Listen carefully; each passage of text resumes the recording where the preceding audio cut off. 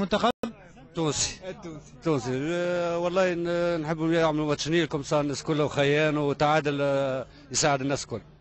إذا أيمن، الجزائري يتمنى أن تكون أو الجزائرية تتمنى أن تكون المباراة في أجواء طيبة والفوز للجزائريين. صديقنا التونسي يتمنى أن تكون المباراة متعادلة حتى يكون المنتخبان في خط واحد للانطلاق مجددا أمام الكوت ديفوار وطوغو. بعد المباراة سنعود مجددا إلى الأجواء التي ستكون داخل هذا المقهى الذي سيجمع أنصار المنتخبين لمتابعة هذه المباراة الدربي بين الجزائر وتونس. تقام في جنوب أفريقيا، وردود الأفعال ستتلقاها يا أيمن بعد المباراة من باريس ومن أنصار المنتخبين.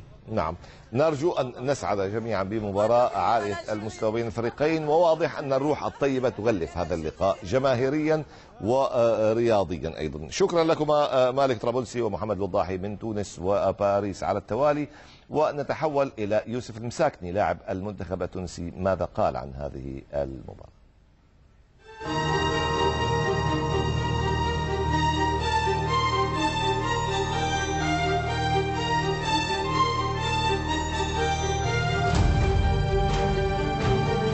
الجزائر وتونس يعرفوا بعضهم مليح، يعرفوا بعضهم بالكدا.